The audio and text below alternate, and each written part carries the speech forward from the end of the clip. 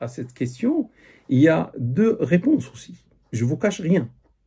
Il y a des gens qui interdisent à la femme d'habiter seule. Il y a d'autres qui vont lui autoriser, bien sûr, d'habiter seule. Je commence par ceux qui interdisent. Ils se basent sur un hadith rapporté par l'imam Ahmed. Le hadith est Hassan. C'est Abdullah ibn Omar qui dit « J'ai entendu le prophète sallam qui a déconseillé la solitude. L'homme ne dort pas seul et l'homme ne voyage pas seul. » Donc le prophète sallam, dans un hadith rapporté par l'imam Ahmed sur Abdullah ibn Omar, que Dieu l'agrée, qui a entendu le prophète sallam déconseiller la solitude. L'homme ne dort pas seul, c'est-à-dire dans une maison seule, c'est-à-dire ne doit pas vivre seul, et l'homme ne doit pas voyager seul. Les gens qui interdisent ont pris ce hadith et ils ont dit que l'homme ne dort pas seul. Si l'homme ne dort pas seul, est-ce qu'on va autoriser la femme de dormir seule? Il n'y a pas de différence entre l'homme et la femme en islam. Donc, si le prophète a demandé de l'homme de ne pas dormir seul, il demande de la même manière à la femme de ne pas dormir seule. Et du coup, ils ont interdit à la femme de vivre seule. Maintenant, je pense que vous avez compris la première réponse, et je ne suis pas d'accord avec cette première réponse. Je passe à la deuxième réponse, ceux qui autorisent. Ceux qui autorisent, on dit que le hadith est sahih, mais sans l'ajout de l'homme dort seul. C'est-à-dire le hadith est sahih avec le prophète a déconseillé la solitude et que l'homme ne voyage pas seul. Bien sûr, la femme aussi ne voyage pas seule. Ça, c'est l'égalité entre l'homme et la femme, en quelque sorte, en islam. Donc, ils ont dit que l'ajout de l'homme ne dort pas seul est un ajout shed, est un ajout marginal, donc c'est faible, et ça c'est par l'imam Al-Arnaout et par l'imam Al-Wadi'i qui ont critiqué l'authenticité de ce hadith. Donc ce hadith est faible avec cet ajout. Du coup, on ne peut pas interdire à la femme ou à l'homme de dormir seul, d'habiter seul, en se basant sur un hadith qui est faible. C'est pas possible, parce qu'on a dit pour interdire, il faut un argument venant de Dieu, subhanahu wa ta'ala. On n'interdit pas de nous-mêmes. Et on n'autorise pas de nous-mêmes parce que c'est pas notre religion, c'est pas la religion des hommes, c'est pas la religion des femmes, c'est la religion de Dieu. Et on peut pas parler à sa place sans argument. Surtout mes frères et mes sœurs, on a connu des gens qui ont vécu seuls à travers l'histoire. Même ici en France, on a connu des hommes qui ont vécu seuls, ou bled aussi, des hommes et des femmes. Surtout ici en France, il y a des hommes, parfois des savants. On connaît, par exemple, des savants, certains sont déjà morts. Par exemple, à Paris, il y avait quelqu'un, un savant d'islam, qui vivait seul, jusqu'à sa mort. C'est un savant. Et le savant ne fait pas le haram, normalement. Il y a des femmes qui sont venues seules, du bled dans le siècle dernier, dans les années 80, les années 70, les années 90, etc., pour finir leurs études ici. Et elles vivaient seules, chacune dans sa chambre, poursuivre ses études universitaires.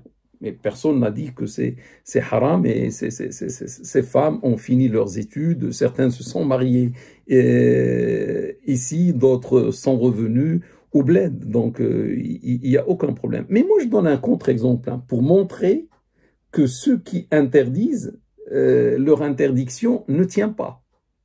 Maintenant j'imagine avec vous une femme qui a perdu ses parents. Sa famille, il n'y a plus de proches, tous sont morts, ou c'est pas, il y a eu un accident et tout le monde est mort, elle est restée seule. En attendant de se marier, si un mari vient, qu'est-ce qu'on va lui dire? Tu peux pas vivre seule. Et qu'est-ce qu'elle fait? Elle va toquer chez les voisins. Qu'est-ce qu'elle fait? Et bien sûr, elle va vivre seule. Où est le problème?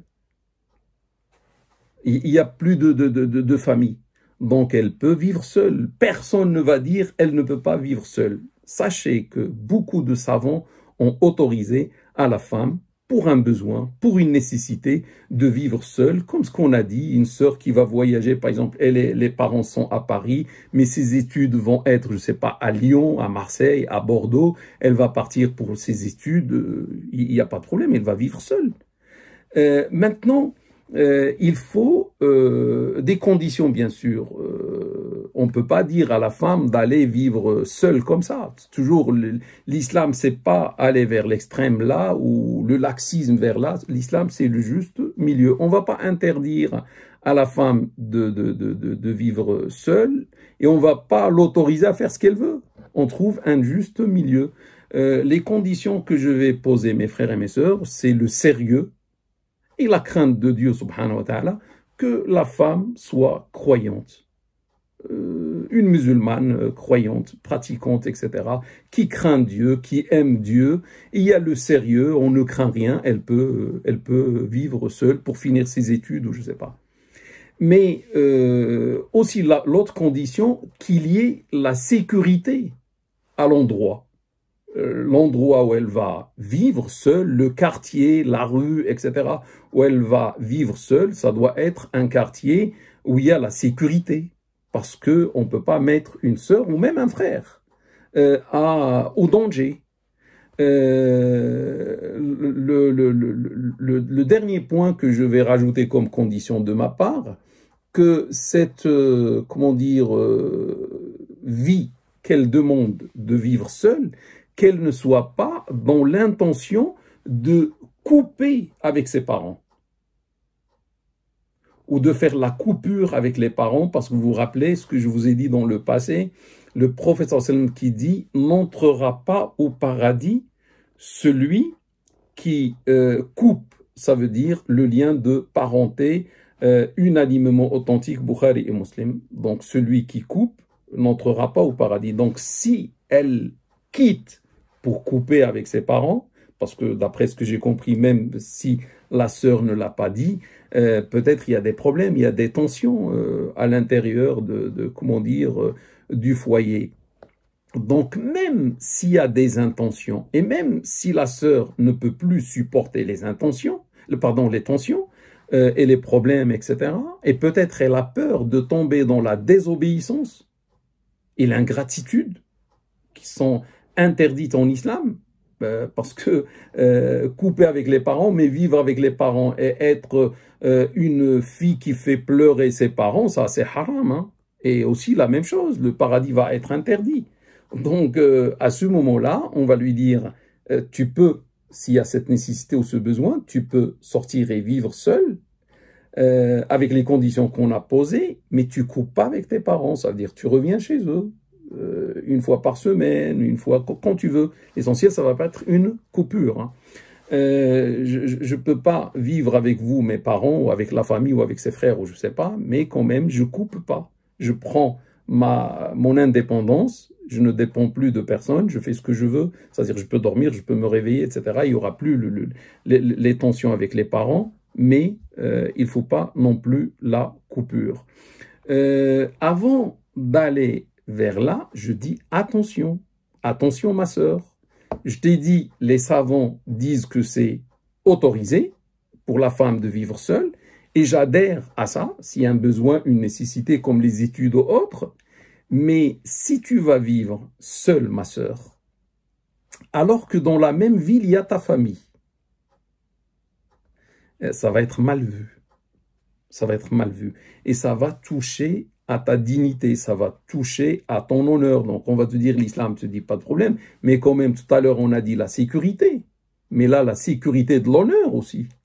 Parce que les gens qui vont un jour prétendre pour se marier avec vous, ma sœur, on va leur dire, mais attendez, sa famille se trouve juste à côté dans la même ville, et elle vivait seule, qu'est-ce qu'elle faisait? Il n'y avait pas une nécessité, etc. Donc ça va être une tâche pour vous, ma sœur. Donc, c'est bien d'éviter cela. Et du coup, moi, je présume, il y a deux choses. Soit ma sœur, c'est les parents ou la famille, parce que vous n'avez pas bien expliqué, soit la famille ou les parents ou les frères et sœurs et ça vous pose problème, et c'est pour ça que vous voulez vivre seul. Je vous dis, et vous êtes excellente, mashallah, dans votre comportement, je vous dis à ce moment-là, patience, patience, patience. Innama yuwaffa as-sabiruna ajrahum bighayri hisab. Seuls les patients recevront leur salaire le jour de la résurrection sans jugement. Donc à ce moment-là, ma sœur, restez avec votre famille, avec vos parents et supportez avec patience, et Dieu voit tout. Et Dieu sûrement, il va vous trouver, Inch'Allah, une issue. Mais si c'est vous qui vous êtes, par exemple, nerveuse, très nerveuse, vous supportez pas, je sais pas, criez facilement, etc. Là, je vous demande, ma sœur, si c'est pas la faute des autres, je vous demande, ma sœur, de vous améliorer dans le comportement, et c'est un bien pour vous.